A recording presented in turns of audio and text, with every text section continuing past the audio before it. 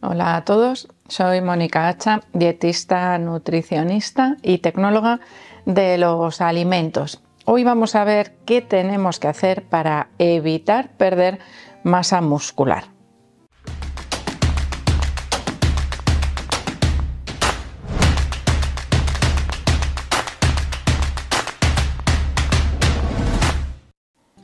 La pérdida de masa muscular es algo que ocurre de manera muy sencilla, pero sin embargo la construcción, la creación, el aumento de esa masa muscular es un poquito más difícil, ¿verdad? Seguro que a muchos nos cuesta aumentar la masa muscular y sin embargo perderla, si no hacemos nada, prácticamente se pierde sola.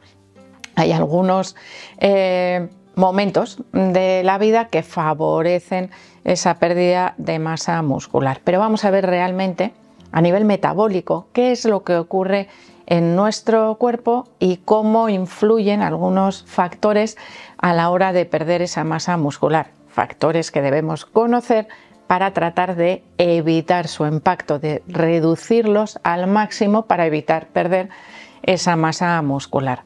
Cuando nosotros hablamos de metabolismo, tenemos que tener en cuenta que se producen dos tipos de metabolismo diferentes. Uno, que se encarga de obtener la energía para crear tejidos o para crear nuevas sustancias más grandes, en este caso podría ser para aumentar la masa muscular, que se denomina también anabolismo. Esto seguro que a los que seáis deportistas os suena muchísimo. Y el otro, la otra parte de ese metabolismo, se denomina catabolismo, que es la que se encarga, esa parte es la que utiliza partes más grandes, es decir, las rompe en partes más pequeñitas para obtener la energía. Por ejemplo, los procesos catabólicos, que sería el encargado o el que estaría, vamos a decir, responsable de esa pérdida de masa muscular, esos procesos catabólicos se pueden activar de diferentes maneras.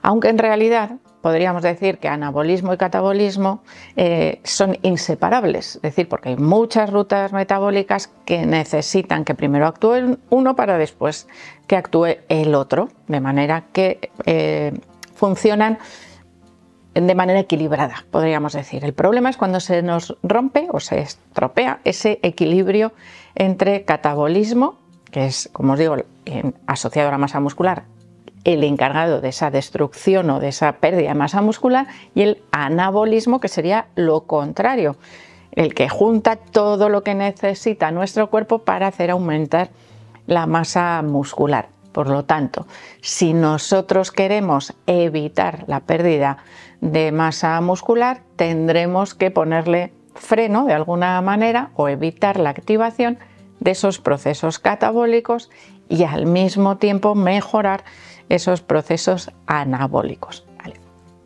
Podríamos decir que uno de los principales factores que afectan al catabolismo, y en este caso es irremediable, es decir, nosotros no podemos, entre comillas, actuar en contra, sería el envejecimiento.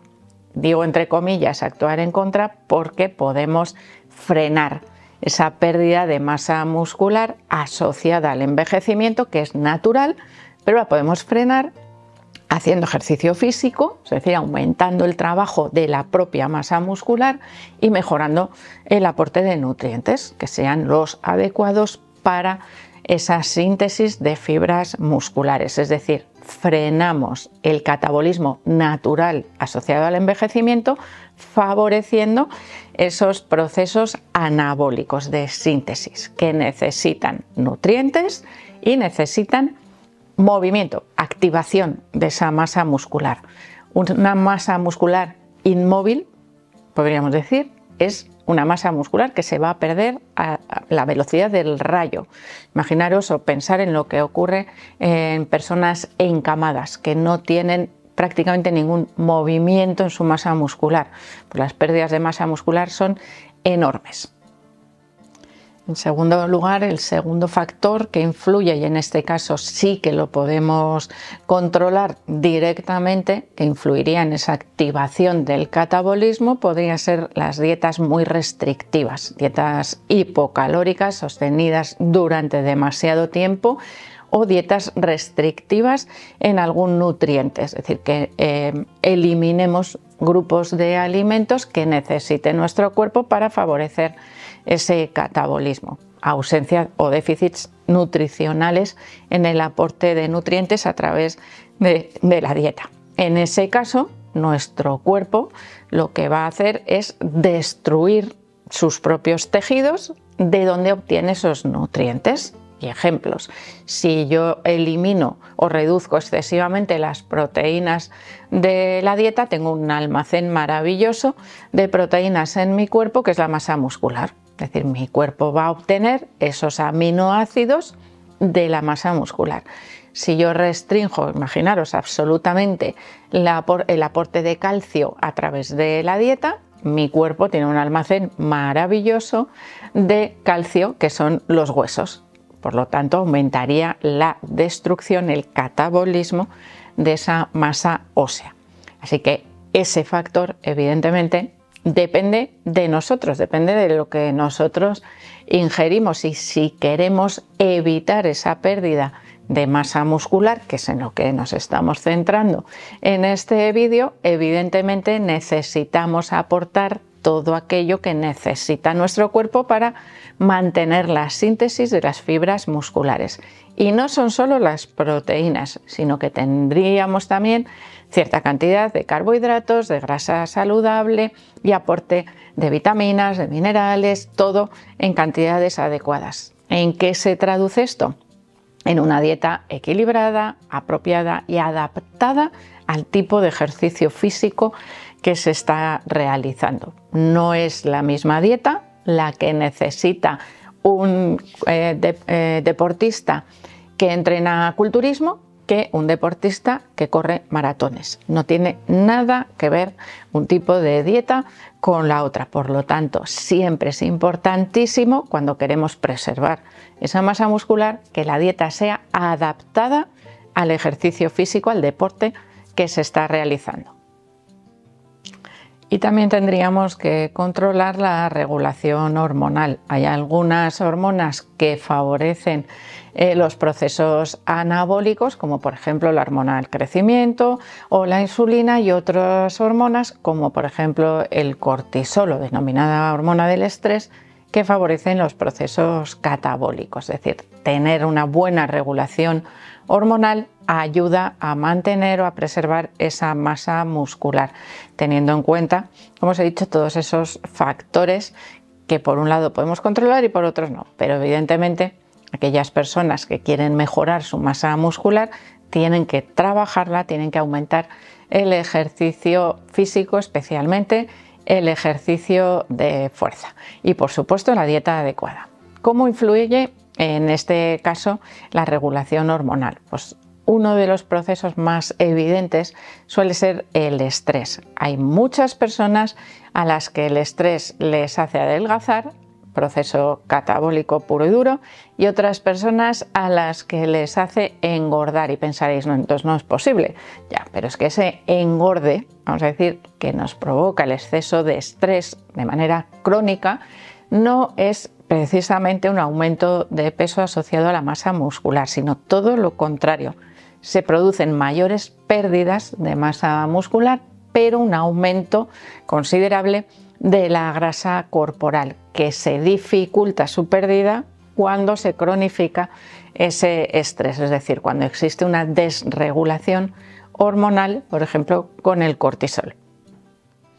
Y ahora os quiero hablar de algo que a veces, pues no hay suficientes estudios científicos que lo corroboren, pero si extrapolamos todo lo que conocemos, podemos encontrarnos con algunas situaciones en la vida o en el día a día de los deportistas que pueden provocar una activación de esos procesos catabólicos. Y me estoy refiriendo, por ejemplo, al sobreentrenamiento.